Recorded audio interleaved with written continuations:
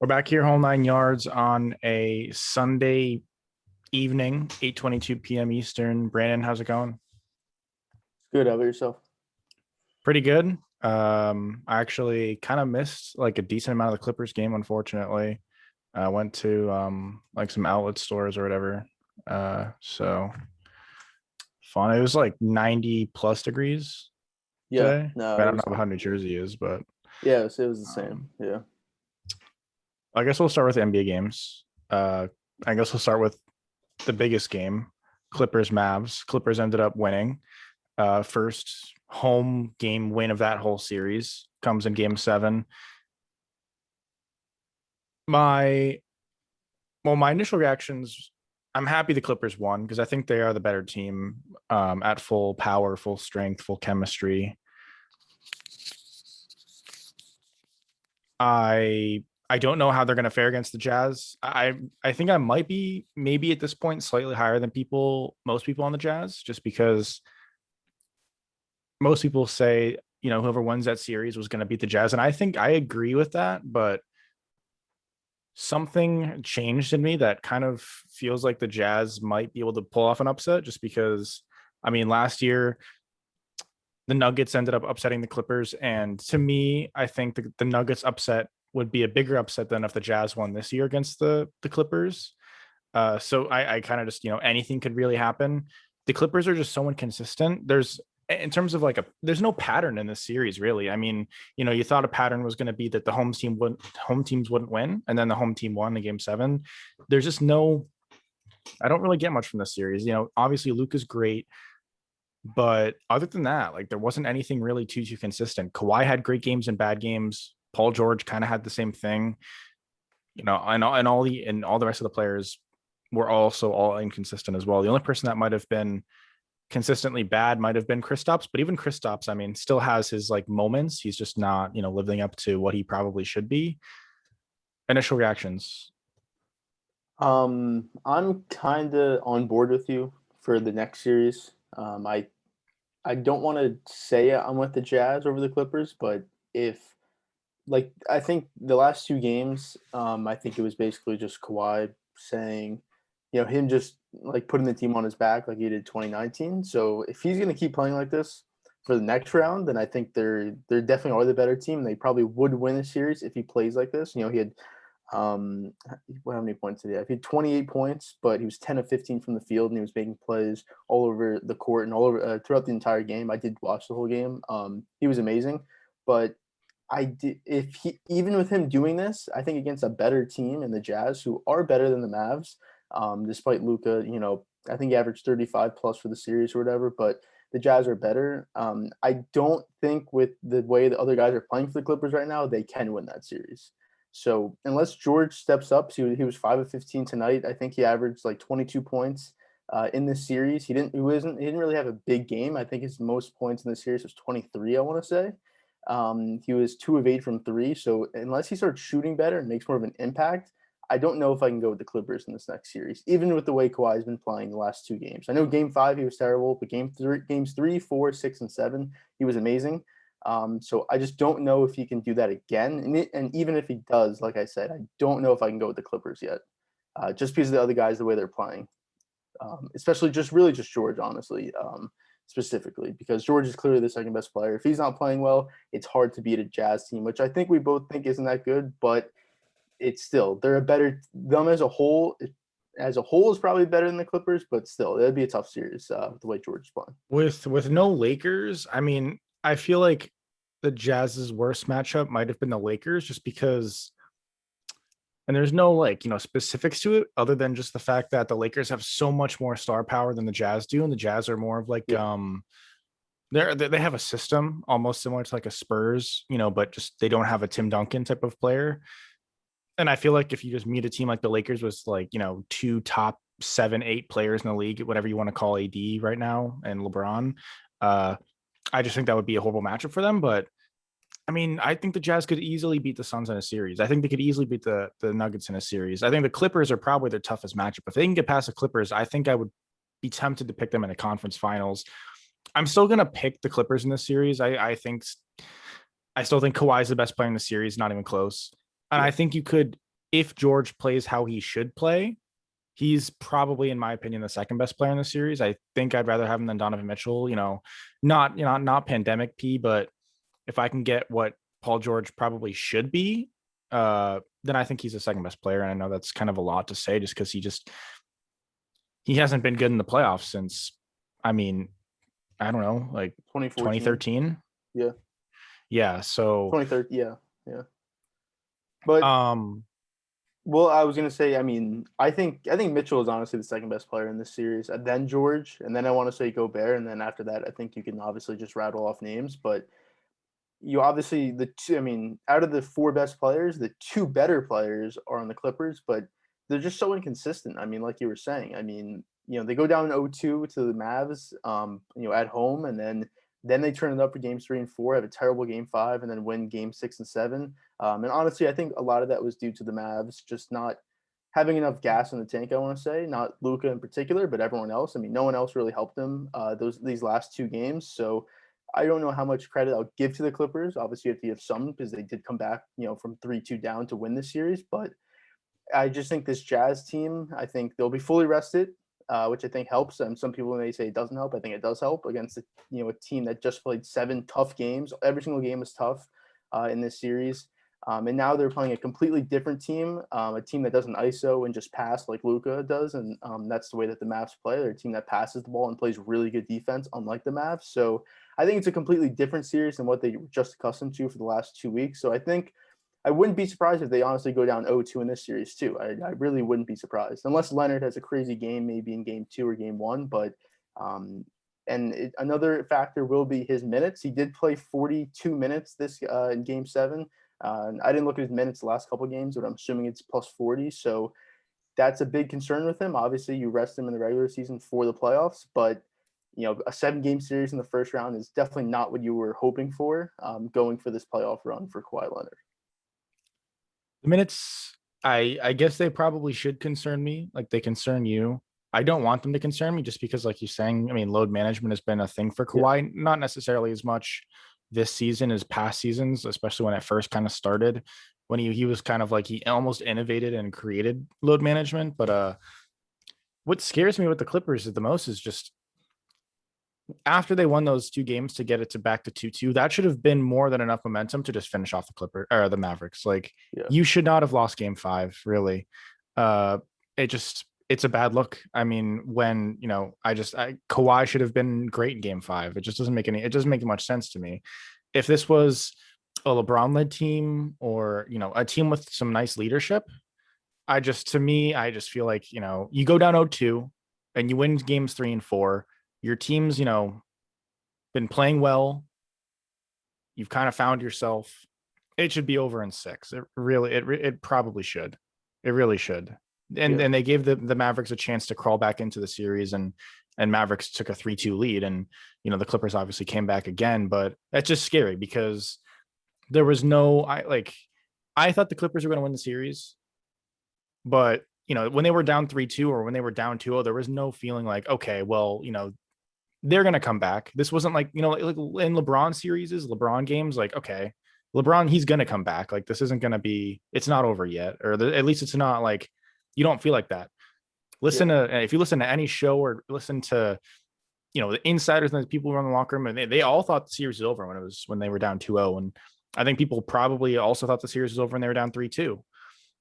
The inconsistency, I can't predict anything. I don't have a feel on this team. It's scary. It's scary. Yeah, and the last thing, at least I'll say on this, was Game 7. The Clippers, they made 23s and they went 24 from 24 from the line, which is exactly what they did in the regular season. They led the league in 3-point percentage. I think even all-time NBA, they led the league in 3-point percentage as a team, and then free throw percentage, they led the league this year at the least in free throw percentage. So, look, are they going to do that every single game, make 23s and make every single one of their free throws? No, but it just shows that this is their way to win. And as long as they can make 15 threes, which is a lot to ask, but is a team that shoots a lot of threes, as long as they can make 15 threes and get to the line 20 to 25 times, and again, they're going to make most of those free throws, that is their way to win. And I think it can work against the Jazz. I mean, again, they're really good defensively, but if you can get Gobert in foul trouble and you can make your threes, again, the Jazz are a team that really relies on their 3-point shooting as well. If they can get Gobert in foul trouble and they can keep knocking down the threes, I mean, Marcus Morris went 7 for 9. Is that going to continue? Probably not. But if you can get 3 to 4 threes from him, at least almost about every single game, that's definitely their formula to win. So we'll see if it happens. I'm still a little skeptical about it. I think this series, I guess we'll make predictions. I think what you said Clippers, but you didn't say games. I'll probably go. I think it's going to go rather. I'm going to go Jazz in 7. I think I'm going to go Jazz in 7. I'd want to say Clippers, but I think I'm going to go Jazz in 7. I'm going to go Clippers.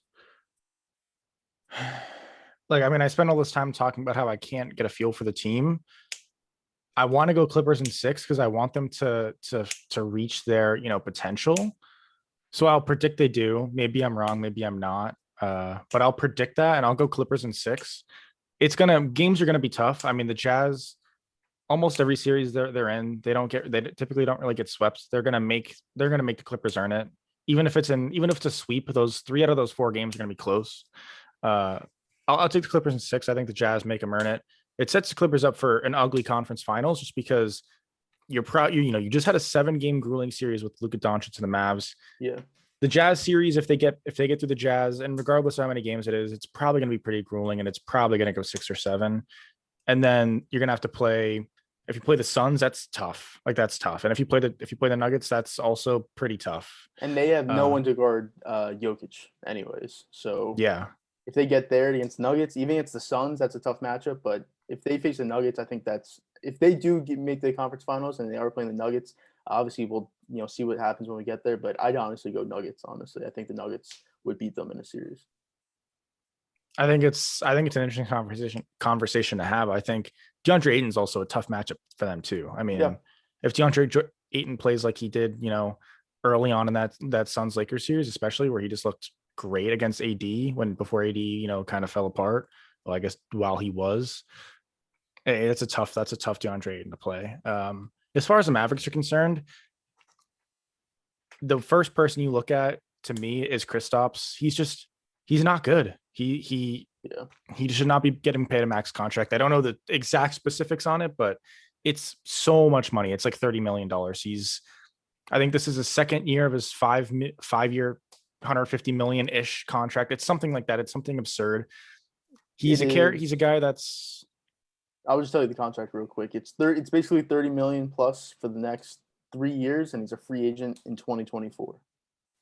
So he's not good. I mean, he's inconsistent. He's injury prone. He's not a rebounder. He should be good defensively. He's not. Yeah. He's a tall 7'3" guy who can shoot the 3. Still inconsistent, even from behind the line or from behind the arc. There's not much to like about him right now. I think he has talent. I think he can get to the point where I don't know. I'm not going to say a perennial all-star, but he should be close to that. He should be a guy that when he has a good, he should be close. It's scary because nobody's trading for Kristaps right now. You're not going to trade Kristaps. You just have to hope he gets better, and that's really all you can hope for. You're not going to have the room to go grab another star to put next to Luka unless you want to just have those 2013 Miami Heat teams, whatever, where it was like minimum veteran minimum on the rest of the way on the rest of the roster. And if they want to bring Hardaway back, which I don't know that they do, but they're going to bring somebody who's not a max player. It's tough. It's going to be Luka. There's going to be Kristaps there. You just have to hope he's good. You'll probably get one more player who you can hope maybe reaches a close to all-star potential. And that's really it. It's going to be a bunch of, Josh Richardson type of, just you get what you get and you don't get upset. Yeah. And the one play that I saw, and again, you said you missed a lot of the game, but I think it was in the first half. Kristaps got a steal. It was a 2-on-1 fast break and easily could have just went to the hoop, rather pass it or just taken a layup and probably would have gotten fouled. I think the defender was like Trey Mann, who's like 6'3", 6'4", whatever tall he is. Instead, he just pulled up from 3, missed it. He went 0 for 5 today from 3. I think that just shows you everything you need to know is that he's 7'3" and he just doesn't go to the basket at all. And he easily can. I mean, again, he was 6 of 12 for the game and he was 0 of 5 from 3. So take those 5, 3-point attempts away. He's 6 for 7. So clearly he can dominate when he gets to the basket, but he just doesn't do it. He's just one of those guys who just thinks he has to shoot every single time, and that's a clear problem. I think this summer they should just tell him, because look, you can't trade him because of that contract, and that's the one thing you wish you could, because you wish you could trade him, because he doesn't fit on this team. I don't think, at least the way he's playing right now, he doesn't fit with this team. So I would just say, I mean, obviously you're not going to say this to him, but you can't trade him. So you have to change his style of play. Just has to have a post game. He has to be like AD, where obviously he doesn't have the talent like AD, but you take a couple threes a game. You're not, sitting on the outside attempting a three every single time you get it, but you get the ball in the post or you drive and you get fouled. I think he can easily do that. And I don't know if it's, just Luka having the ball all the time, that maybe that's why, or maybe coaching is telling him to shoot these threes, or what it is, but they definitely has to change his play style. That's the only way that they'll have a chance to, contend, honestly, because again, you can't trade him, and that's a lot of your salary cap right there. I agree. I 100% agree. Yeah, the Mavericks' future looks grim. They're still gonna be in the playoffs every single year. They're not gonna not make the playoffs unless Luka gets hurt. So you're not gonna be able to rely on draft picks. Picking at 18th every year, I mean, that's a lottery ticket. Maybe you get super, super lucky and get your Donovan Mitchell. I mean, he was like 13, but a Donovan Mitchell type, Devin Booker type. But you can't rely on it. I just don't know what you're gonna do. You're gonna have to hope. To me, if I'm the Mavericks, I hope Kristaps finds a way to have a good year next year. And if you can trade him at the deadline for some reason and people really want him at the deadline, try to. If I can trade Kristaps, I'm trading him. I just think freeing up that money is good, because the Mavericks haven't necessarily been, huge free agency people, or a team. Like, free agents don't, the past 10 years or whatever, they don't have many big free agent names, but they haven't, it's just, I think with Luka, no state income tax. It's in Texas. It's a nice place to play. Mark Cuban's the owner. It's that's one of the best owners you probably have. I mean, not necessarily. I don't know what you think of him, but he's better than, the Bengals owner, whatever his name is. I think it's a good place to play.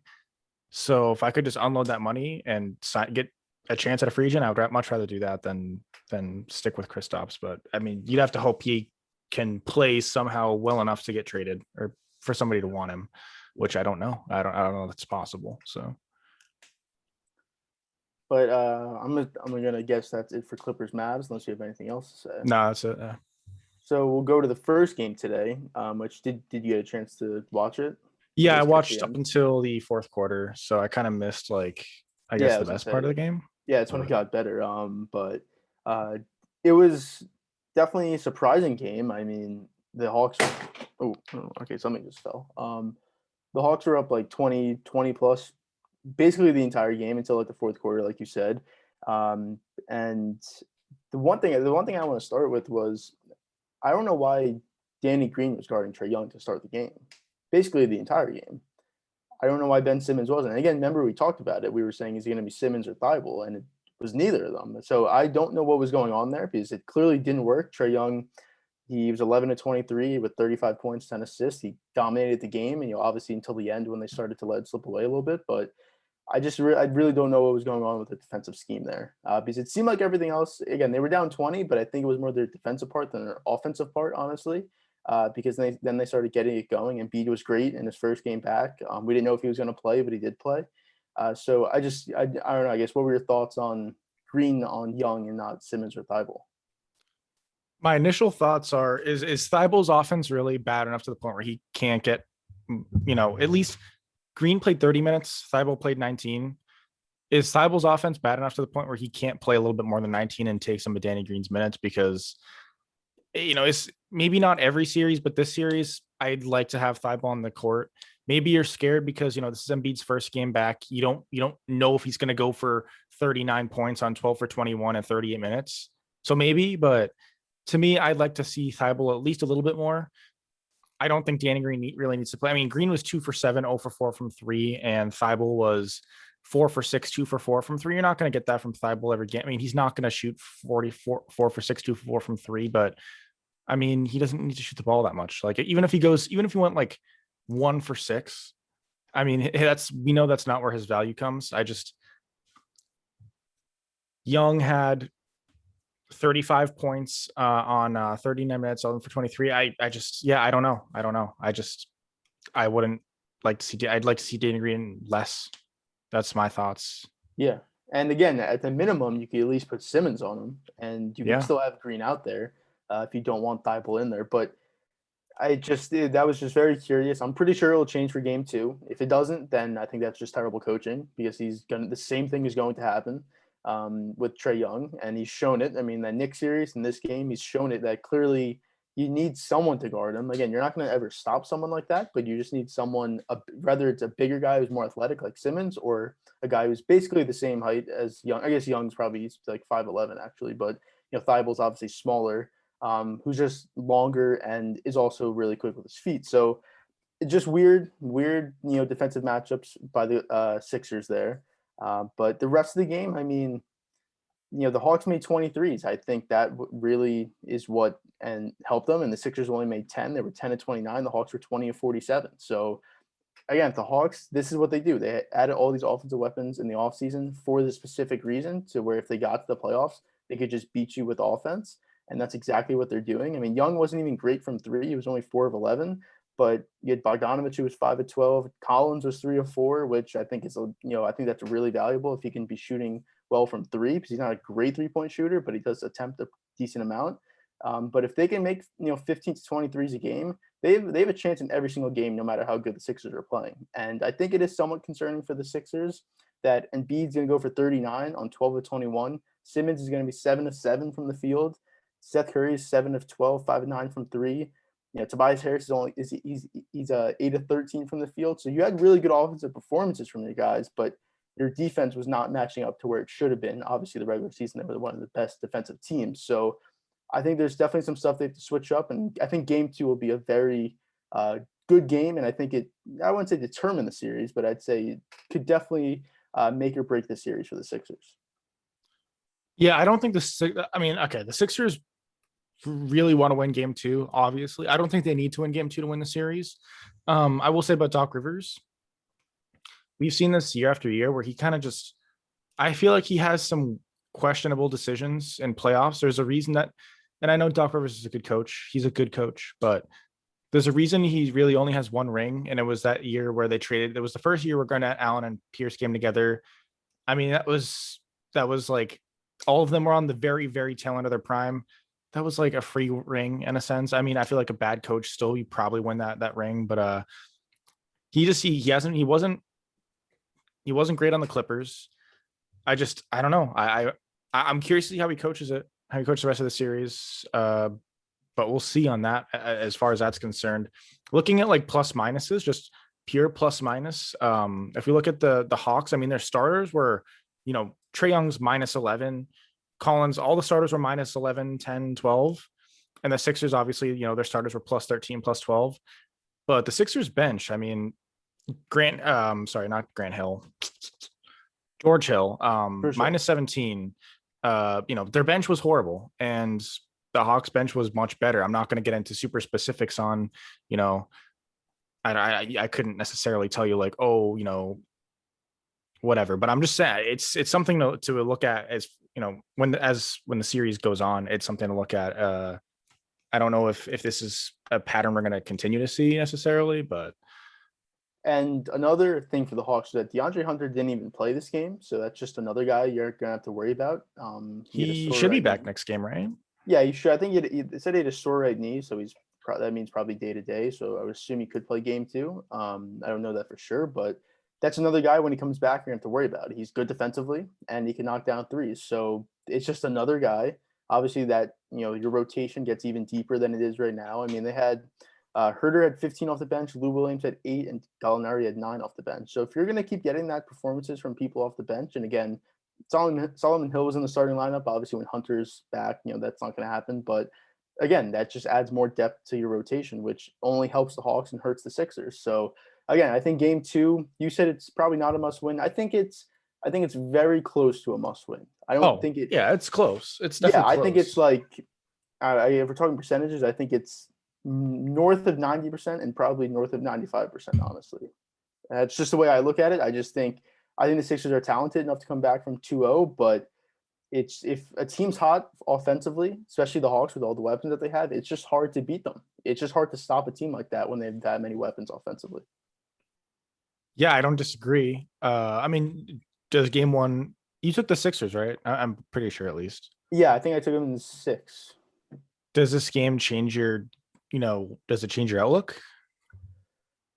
I would say right now I still have the Sixers, but I don't know if I'd have them in 6 though. I think the Hawks definitely can push them, unless I mean again I'm assuming that they'll put Thibault or at least Simmons on Young. It just would be crazy if they didn't do that.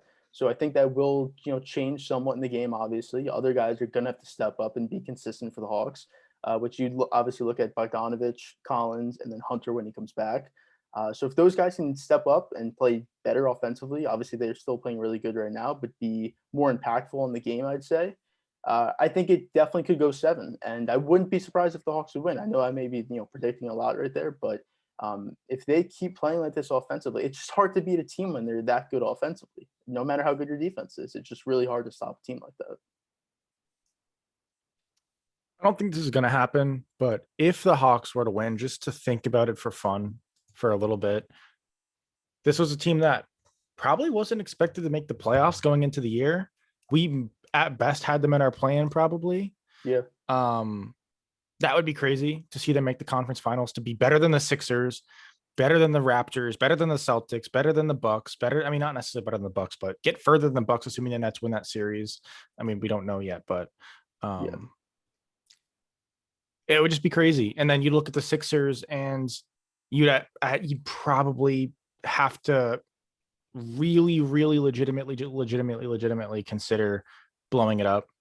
I don't know what you would do with Rivers. I think you'd probably still keep Rivers, but I mean, are you going to keep Simmons and Embiid for another year together? I mean, probably, right. You were the 1 seed, but it's really tough to lose to a Trae Young, who's your second best, Clint Capella / John Collins led team. Bogdanovich, I'd say, is the second best player. Maybe, sure. I guess. I just, to me, that's rough. I just think that's rough. And if I was a Sixers fan, I would have some questions. I mean, I look at Simmons, and I don't know that he's developed, and as much as I would have liked him to. I think he's gotten better defensively, although he's always been great defensively, but it's offensively, it's not great. I mean, 3 for 10 from the line, like how is that even possible? I can, if you put, I can shoot better than 3 for 10 from the line, and I don't even play basketball. Like, that's not even a joke. Like anybody can basically. Oh no, it's bad. It's bad from the free throw line.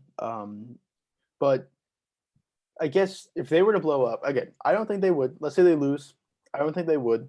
But the only move they really have is Simmons. I just don't. They're not. You don't trade Embiid. That you just don't do that. I mean, when he's healthy, he's a top 10 player in the NBA, and in dominant wise, he's a top 5 guy in terms of dominating the game.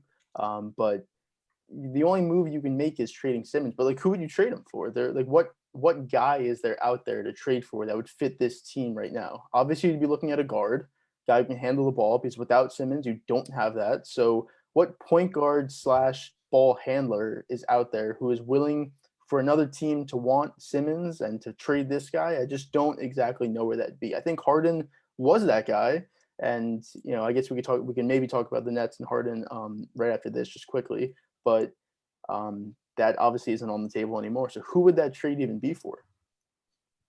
I mean, Damian Lillard. It's something to consider. It's something to consider, because I don't know. I mean, obviously, I don't know that would happen, but yeah, you have to throw in picks, you have to throw in other players. I honestly was not thinking about that. Obviously, that was some breaking news the last couple of days, but that would fit your team perfectly. But again, would the Blazers do that? No, that'd be tough.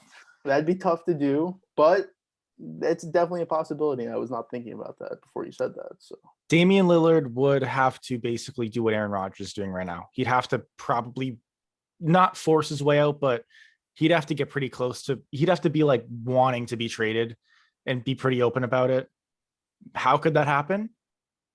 Maybe if the Blazers hire a head coach he does not like. Obviously, he said he wants Kidd. Yeah. Let's say they go with, Stan Van Gundy or something. Like, Well, he's coaching the Pelicans, but yes. Assuming he gets fired from the Pelicans. I don't know, Jeff Van Gundy or something like.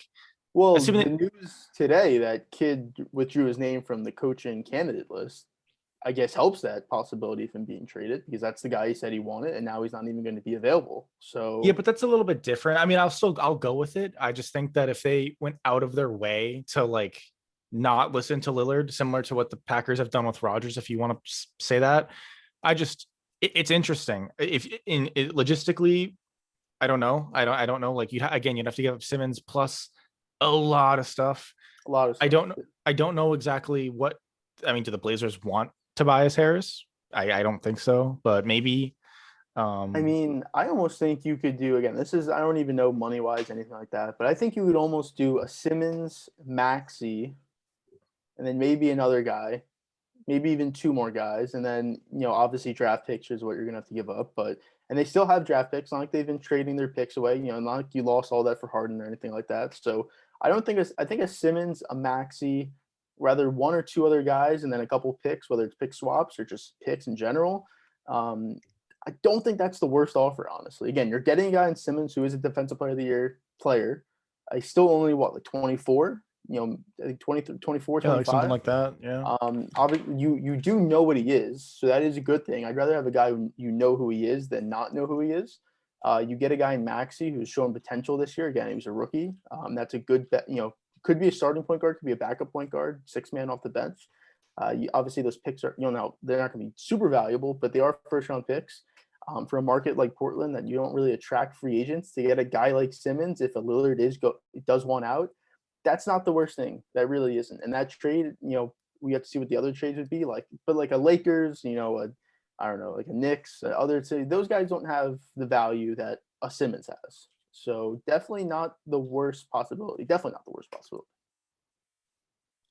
It would be interesting. I haven't heard like the people who have like the insides talk about this being a possibility. I think it's early to kind of ponder this type of trade, at least nationally. Like I don't know, like a Broussard, maybe anybody that has the insides on the Blazers and Sixers organizations. But it could happen. It genuinely could happen. It'd be interesting too, just because. I mean, I think Lillard is a guy that can be the best player on a championship team. I genuinely think that. Well, You would have to build a pretty solid. I mean, I don't know. Maybe he wouldn't be the best he player wouldn't be with on the Embiid there. yeah, he wouldn't be on this team. But I don't know. He may not be the best player, but I'll say this: he can definitely be the guy on that team. I think if Lillard was on that team, I think you'd end up being the guy because he's the guy taking the shots when it matters. Like so and it's not like LeBron and Kyrie where LeBron's so much better that like obviously LeBron's still the guy even though Kyrie takes the shots in clutch time. I still think they're both around that top 10 player, when they're fully healthy. And Lillard's going to be healthy. I don't have questions about it. Embiid, I don't. I think Lillard could be the best player in that team. Embiid's more dominant. I mean, 100%. yeah, But yeah. it'd be interesting. I mean, yeah, we can talk about that when if it actually happens, if there's rumors about it. But Well, it'd be now I interesting. almost want the Sixers to lose a series to see if that possibility could happen. Because the only way that is going Yeah. to happen would be if they lost a series. Because if they get to if they get to the conference finals, they play the Nets, they play a 6 or 7 game series, a tough series, and they lose. I don't think they'd blow anything up. They wouldn't trade Simmons unless. Daryl Morey is still their GM, right? Like he's their head of Yeah, basketball Morey's still their operations. GM. Obviously, he's big with trades. So I guess it could be possible even if they were to lose the next round or even get to the finals and lose, whatever it would be. But it does, it would be interesting if they did lose this series and then that possibility did happen, though. I think I mean, like to make it most possible, it's definitely them losing the series. But if they lose in the conference finals in a convincing, fashion, or like there is a clear pattern that shows that this team just isn't capable of beating like the Nets or the Bucks, I think they could blow it up. Same with the finals. I guess same goes for that. Although I think that's less likely to happen because you've shown you can beat the Nets or the Bucks. But it'd be interesting. But I mean, speaking of the Nets, I guess we can quickly talk about them. I mean, they beat the Bucks. Game one. It happened. It happened. Saturday. Yesterday. So Saturday. Harden leaves the game. What? Not even a minute in. First quarter. Yeah, literally a minute in. A minute in, leaves the game, passing it to, I want to say it was KD on the right side of the court. He was driving in, dishing, injures his right hamstring. It's been a problem. I mean, it's been a problem the whole year, basically, I want to say, Yeah. at least the latter half of the year. I think he's still, I haven't researched it too much, but he still should be. I don't know. I don't know if he's out for any He's games, he's out but for game 2. They out for announced game that. two. They said it's just tightness, it's not anything else, but that probably means that it's something worse and they're not going to say it. So if he does come back, let's say he comes back for game 4, let's say he sits out game 3 also, he's probably going to be like 70 to 80%, honestly. Yeah, 'Cause like it's you were saying, he did have the injury the whole season, so it's not like it's just something that new came up. It is something that happened before, so it's definitely going to be worse than it was before. the Nets can still win the series without James Harden. Yeah. It's weird because I think it's just weird that I can say that, but also, you'd expect for me to say if they can win it without Harden, that with Harden, they're by far the best team in the league because Harden's a top, I don't know, arguably top 5 player in the league, at his peak. But I don't know. I don't, I hope the Bucks win game 2. If they don't, I don't know. It's If the over. Nets win game 2, it's probably over, especially without Harden. Assuming they Yeah. win, and I'd assume they probably look up really good. It'd probably be over. I hope the Bucks find a way. I mean, what are reactions from the game itself, I guess, or the Harden injury or anything, really? I didn't get to watch a lot of it. I was working, but I did catch the end of it. It was basically, what I'd heard, and I saw the highlights and everything, but it was basically even though the game it did end up an 8-point game at the end, it was basically the Nets controlled the entire time, and there was no way they were going to lose. So it seemed like a pretty dominating performance. I mean, the Bucks were only 6 of 30 from 3. Middleton was terrible in this game. Giannis was pretty good. I mean, he was 16 of 24. He had 34 points. 2 of 5 from 3. I mean, you definitely like him not attempting 5 threes a game, but for him to make 2 is pretty good. But just no one else did anything on this team. We said Middleton and Holiday had to play like the 4th or the 5th and 6th best player in the series, and in game 1 they didn't. I mean, Kyrie wasn't great in this game, but he still had 25 points on not great shooting from the field, at least from 3. And then KD's going to do what he does. But if you're going to get performances like 18 points, 7 of 13 from the field, 4 of 9 from Blake Griffin, Joe Harris is going to give you 19. Mike James, who came in for James Harden, is going to give you 12. If you get performances like that on top of what KD and Kyrie are giving you, obviously without James now, the series is a wrap then. Holiday and Middleton would have to play amazing. Their defense would have to be on point. Again, only 115 points isn't terrible against the Nets, but it's still not good enough, obviously. So the Bucks just have a lot to tighten up in the series, and I think it definitely hurts somewhat that Harden isn't going to be. I mean, he may come back obviously in the series at some point, but the Nets go up 2-0, and maybe we'll see. Maybe they just sit him out for a little bit more than they probably would have to if the Bucks had won game 2 or whatever. But this series does. Again, I think I said Nets in. Did I say in 7? I think I may have said 7. I think I was between 6 and 7. I think 7. I think you said 7. Yeah, I was between 6 and 7 and said 7. But if the Bucks play better, it could definitely be a better series, obviously. But they're gonna have to play a lot better. I think, takeaways. Griffin had a pretty solid game. I mean, just as far as stats wise, 18 points, 14 boards. He fouled out late, but if you can get that from Griffin, it's over. It's so much. And especially if Harden comes back, it's probably over. Other than Giannis and probably Brook Lopez, like you were saying, then the rest of the Bucks were just not good. Holiday wasn't good. I mean, Holiday's still fine defensively. Obviously, he's probably a first or second all-team defensive player, but Middleton and Holiday need to play better. There's no ifs, ands, or buts about it. They can't. They combined for what? 30 points. 42. Well, I would 13 say to 42. Yeah, from the field. Yeah. It's you can't. Yeah. Like, it's just, even if I don't know. We'll see what happens. It was either Holiday or Middleton said something about, they're going to be ready for next game, locked in or something. We'll see what happens. I don't feel good about picking the Bucks. I believe I picked the Bucks in 7. I think you did, yeah. I don't even remember. It's You my rather did. memory is I just know you did shot, but Bucks. I know you did Bucks. I don't know if it was in 6 or 7, but I know you did pick I know I Bucks. wasn't confident in my pick necessarily. I think either team could have won this series going into it. After watching this, it's tough, but I mean, all that needs to happen, especially with Harden out. I mean, if the Bucks win game 2, which I think without Harden, they can easily win it. I don't know that they're favored to necessarily, but they can win game 2 without Harden there.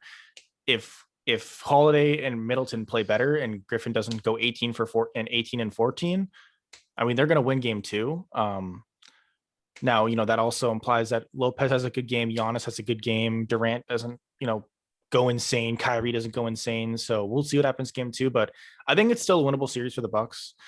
I definitely still think that. I mean, they don't have home court advantage, which in this sense, obviously it's a disadvantage, but I'm saying that because they don't necessarily need to win any of the first 2 games. They don't need to, but they probably want to win the second one. If they don't, that's going to be rough.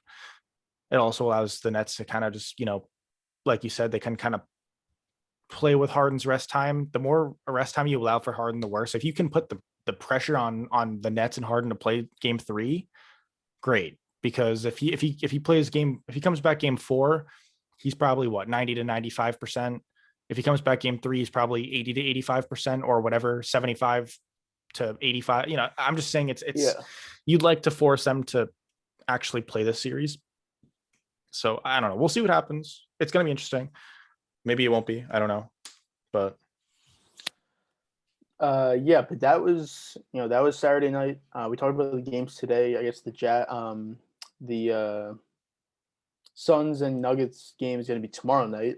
We'll talk about that. The next time we have an episode, we'll talk about the rest of the games. But there was a big NFL trade today. It's probably the last thing we'll talk about today, and it involved Julio Jones, who we've been talking about recently. Obviously, he's been the main guy who's been looking to be traded, and he did get traded to the Tennessee Titans. And the haul that the Falcons got back was not much of a haul, so I don't even know why he called it that. But they got a 2022 second round pick, a 2023 fourth round pick, and a 2023 sixth round pick. So there were reports saying that there were first round picks on the table. I mean, clearly not, because then they would have traded them for a first round pick. And I think this is probably what we expected. Definitely a second round pick and probably 1 or 2 other late round picks. So I mean, I guess, obviously the news to the Titans is big, but in terms of what the Falcons got back, I think this is exactly what we expected and what most people expected. I think it's about what I expected. I don't know if I'm frustrated that the Patriots didn't get Julio. I think it would have been nice. I want to say, odds wise, they were favored to land Julio. It does suck because Julio covers a big need. I don't care what you want to say about Hunter Henry, Jonnu Smith, Kendrick Bourne, N'Keal Harry. I don't care what you think about them, even if you're happy, you could be super happy about all those acquisitions and players that you have, but Julio's just better than all of them, not even close. Maybe he won't be because of injuries or something, but historically he's much better. I would have liked to have a guy like Julio. It does suck, but the conversation was about 2022 second, 2023 Fourth third and round and fourth, sixth round, fourth and sixth. fourth and sixth. Okay. I think the Patriots could have beaten it. I think we could have. I don't know. I mean, in your opinion, is it worth it? Would you have given up? What would beat a second, fourth, and sixth? I guess.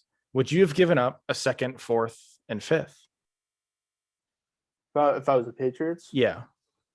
I mean, look, it is a position of need for them, and they clearly are looking to contend. And you hope that Mac Jones, whether he's starting at the beginning of the year or coming in halfway, he's the guy for them. So I guess you can, but again, you also have to look at Julio's 32. He's probably going to want a new contract. If it's not this going into the season, next season, he's going to want to restructure his contract or at least get an extension, whatever. He's had injury concerns. I've never been the biggest fan of Julio because of his injury concerns, and it seems like there's some times where no matter what his stats say, I feel like there's sometimes in games he disappears a little bit. So I've never been a huge fan of Julio, but if I was the Patriots, I mean, I guess it's worth it, right? Because your receiving core is really Aguilar, Bourne, and then what is Neil or Harry? I mean, so you don't have a great receiving core, but you do have 2 pretty good tight ends. You have some decent running backs, so I guess it could have been worth it. But maybe they just looked at the downside of his age, contract, an injury concern. So I can't blame him for that. That was the reason. It would have to be they don't trust Julio to make it through. I mean, that assume they're betting on him essentially getting injured. Because to me, if I think I can get a healthy Julio, I give up a second, fourth, and a fifth. Especially given the fact that the Patriots still are going to have to draft receivers next year. And would you rather draft a receiver with the second, fourth, and fifth, whatever that adds up to on the Jimmy Johnson like board? Maybe that adds up to still an early second or something. What Yeah. would you rather draft a receiver with those picks or trade up your second to higher second with the fourth and the sixth and draft a receiver there? Or would you rather trade that for Julio? To me, I'd rather trade it for Julio, given the Patriots' history that Bill can't draft receivers, and Bill's still going to be the guy in charge of the draft. I have no faith in it. I don't even particularly have faith in Aguilar either, to be honest, or Bourne. I don't think we have a receiver number one still. I don't think either of them are going to be the receiver number ones. Maybe you can kind of get it to work with I guess you have a tight end 1A, 1B, who on most teams, those guys might be tight end number ones, but on some they might not. Then you have, Aguilar and Bourne, I guess they're, I don't know. At best, they're probably a 2 and 3 on like a championship team. I don't think they're that particularly that great. I would have made that trade if I was a Patriots, probably. No, I don't know. Maybe you talk to Julio about the contract or his agent and see, what he's looking for. If he's looking for a monster extension or monster, restructure to give him just more money and maybe, I don't know. I don't know the specifics on that, but it does stink. It does. And the Titans, as far as the Titans are concerned, I mean, they've got a pretty stacked offense now. Tannehill doesn't have any excuses. And I know people love Tannehill. I'm definitely, I would consider myself a Tannehill hater at this point. Yeah. At least that's what people would consider me. Some people have him top 10. I don't even know if he's top 15. I don't. He has a great offensive line. Derrick Henry, who he's the best workhorse running back in the league. I don't know that he's overall the number one running back I'd like to have on a team, but he's the best guy that will put a team on his back. He's dominant. He's like the Joel Embiid of running backs almost. Obviously you have AJ Brown, and now you're getting Julio. So you have arguably two wide receiver number ones, and Julio's a top 5 guy if he's healthy, maybe higher. AJ Brown's a top 20 guy, probably, maybe higher, maybe a little bit lower. I think that's a really good offense. If they can just have a slightly competent defense, they should theoretically be scaring in the playoffs if Tannehill is actually a top 12 quarterback in the league, which I don't think he is. Yeah, I think it all comes down to Tannehill. Look, they'll make. I mean, I'm pretty confident they'll make the playoffs. I mean, that division is, it's really just on the Colts, obviously, so they should make the playoffs. But it's when they get to the playoffs what's going to happen. Obviously, they have a great offense, but even looking at Brown and Julio, those are two guys who get injured pretty easily. So you have to hope you can at least get, I mean, again, 17 game schedule now. So you have to at least hope you get 12 plus games out of them, which is somewhat asking a lot because those are, like I said, two guys who do get injured pretty easily. Henry hasn't been injured yet, but you can only assume that he's going to. I mean, he's had 2 straight years of having monster numbers with a lot of carries, a lot of hits on his body. I know he's a freak and everything like that, but that at some point it adds up. It just does. So you hope it's not this year. You hope it's not next year, but it's going to happen. And if it happens this year, then they're done because that is their offense. Even adding Julio, their offense is running the ball. That's how they get started. That's what they do to get their drive started, to score points. Because Tannehill's just not good enough by himself to be a complete passing offense. They need that running style with them. Again, like I said, that's their driving force, their offense. So I just will be curious about the playoffs. And again, even with this trade, I think obviously the Chiefs are better, the Bills are better. I think the Colts will be better. I think the Colts as a team, are better. Obviously, their defense is way better, and I think their coaching staff probably is better too. So as long as Wentz could be average to good, then I think they're definitely better than the Titans are. The Browns possibly, the Steelers possibly, the Ravens possibly. There's a lot of other teams that are pretty similar to the Titans, and then even better in a couple of circumstances. So I think by the time we get to the playoffs, I'll be very interested to see if they can get back to an AFC Championship game. And honestly, I really don't think they can. I don't think they can either. To me, it just doesn't make sense. Julio wanted a big arm quarterback who can, throw the ball to him deep. I don't classify Tannehill as that guy. I don't think, Julio needs that necessarily, but it's like a borderline waste of Julio to put him on this team because obviously you're Well, sent. well, maybe I mean the Falcons probably just traded him to the Titans. I mean, he probably No, knows. no, I know, but I'm just saying like it's I don't know. I'm saying that I don't know that I don't know that Julio loves them because I know Julio put the Titans as a team he was fine with going to or almost like preferred, I want to say. Yeah, But he also said he wanted a guy with a big arm, which I don't think Tannehill really is that. But I just think it's a borderline waste of Julio's talent to put him on this team because you know you're setting up the pass by running the ball. And I just think Julio's a guy that, if you're going to do that, it's a waste to have him. Like you can get any receiver to do that. Any receiver can get open when you have Derrick Henry averaging 6 yards a carry. You know what I mean? yeah, It's better to have Julio on a roster where you're actually passing the ball more so to set up the run, which is really what most teams do at this point. You're passing the ball to set up the run, not running the ball to set up the pass. Titans are a little bit, old school, I guess, if you want to consider it that. I don't know. And it's risky too, like you're saying. Henry, Julio, AJ Brown hasn't been I don't think he's been the most healthy guy ever. no, no, I mean Tannehill does not concerns there for his injuries, but I think he did tear an ACL too. He tore an ACL, right? Yeah. yeah, a couple Yeah. years ago. But then But again, I mean, I'm still, not saying regardless. I'm just, yeah, yeah, more so Henry Julio. That's risky. I mean, that's risky. Henry's not old, but for a running back, he's past the age where, like, I mean, this is where Ezekiel Elliott starts to decline. Other running backs starting to decline. We may see a McCaffrey decline. We may see a Kamara decline. I wouldn't be like too shocked. I don't think I'm not going to bet on it, but he should be slowing down sometime soon. And it's a big risk. Maybe you're trading for Julio in expectation of Henry slowing down and, you need to throw the ball more. So Julio will help that. I don't think that's what you're doing though, to be quite frank. I don't think that yeah, you're betting on, your guy you just signed to a mega extension for a running back getting injured and slowing down. So I don't know. It's risky if they can get everything to work out well for them, which maybe it happens. They'll be a great team, but I don't love Tannehill. I don't think he's a guy that you're going to have to overcome deficits in the NFL. It's a reality of the game. You're not going to be winning every game by, 10 points, being able to just run the ball, rely on Henry the whole time. You're going to have to make plays when the team knows you're passing. Even the undefeated teams and greatest teams of all time, they have deficits in the playoffs. No team, I don't think, has ever won a Super Bowl by never being at a deficit at a single point in a game. So to me, that's just a guy like Tannehill. I don't think he can do that unless he goes on like a Nick Foles type of run, which he's not going to do. I know that for a fact. yeah. So. And on Henry, the good thing for him is that he didn't really start his career as the starter. Obviously, DeMarco Murray was there, so he didn't have the big carries on him his first couple years. But again, the amount of carries he had the last 2 years, also the playoffs too.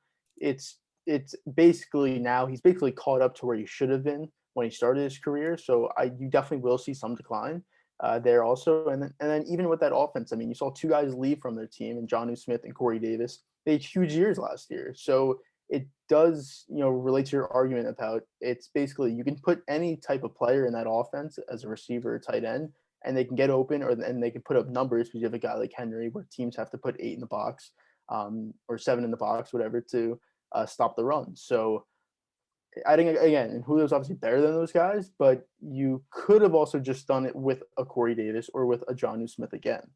So there's the argument for that also if this doesn't work out, which again, I think it'll work out in the regular season. I think they'll put up numbers, they'll be good.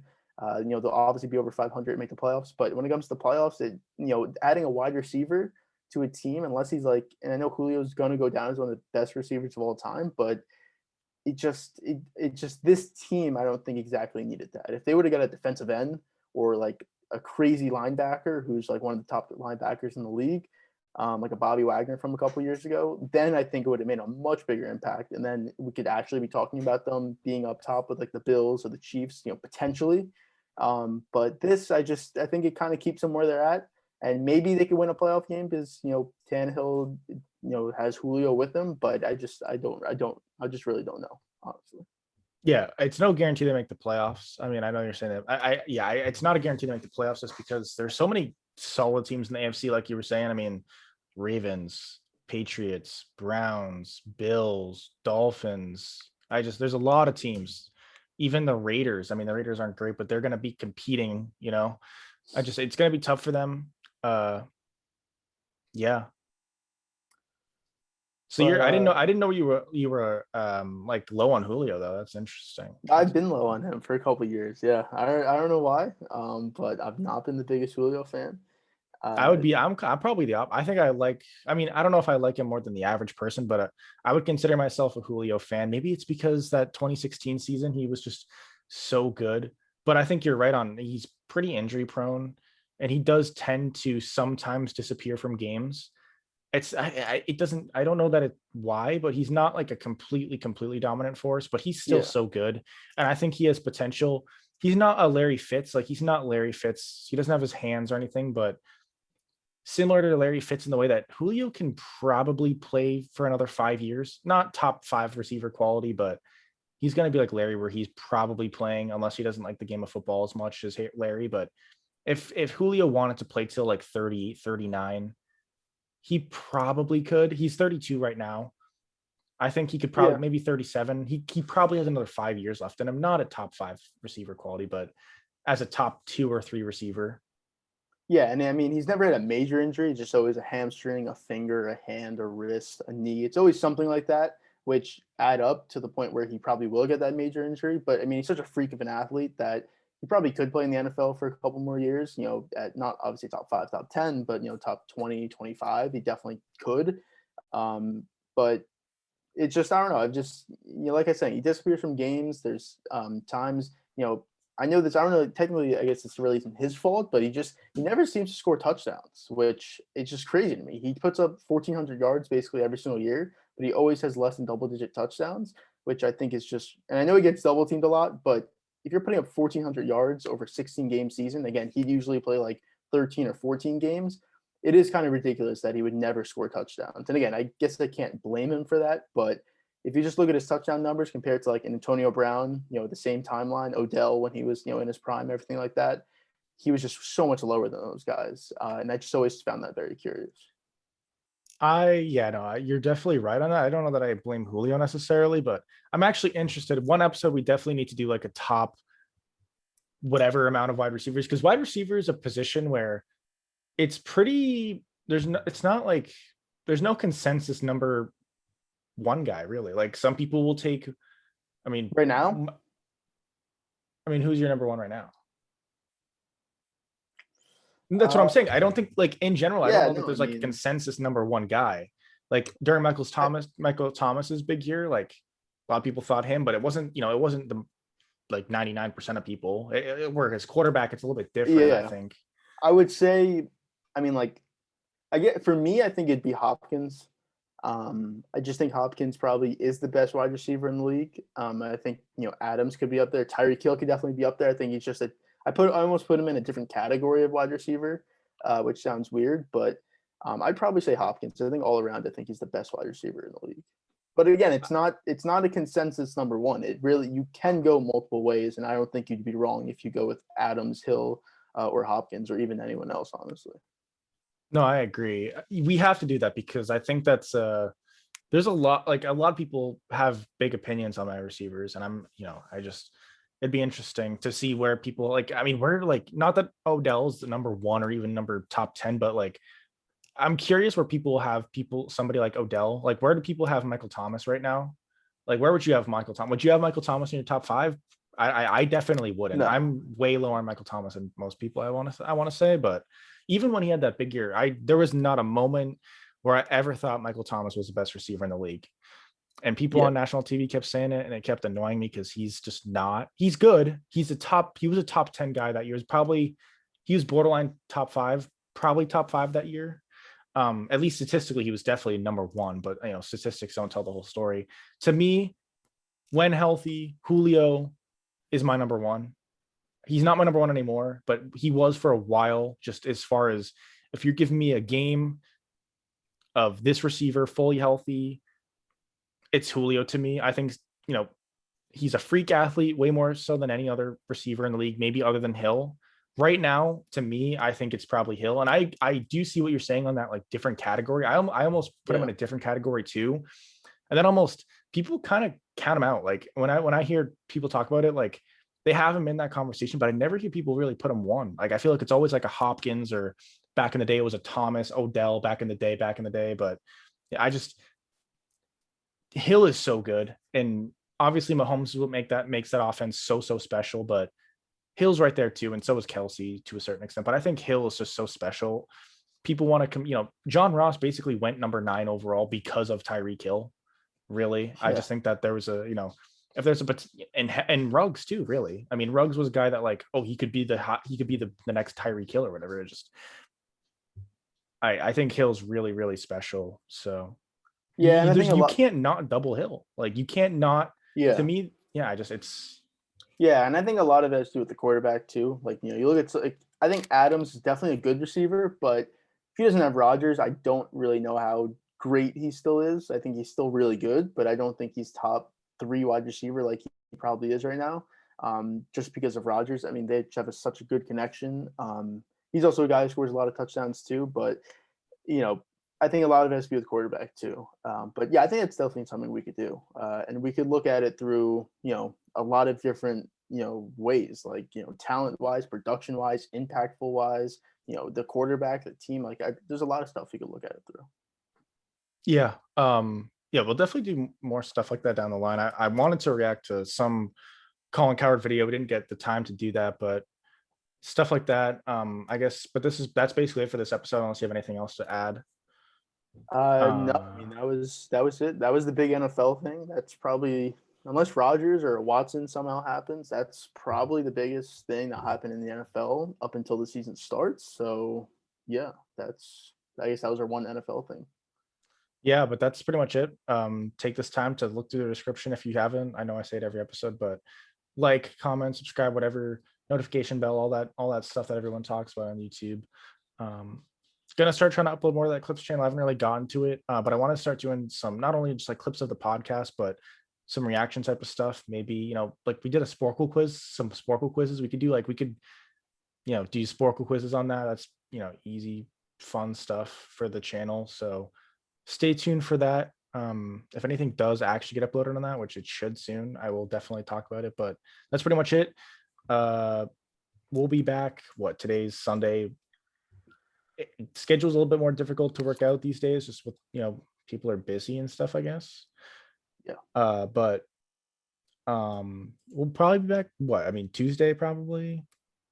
I forget your days that are best for you, but yeah, Tuesday could work. I don't know. I mean, I'll text you about it. But yeah, sometime this week. I won't bore people over. We'll be back. Yeah. Goodbye.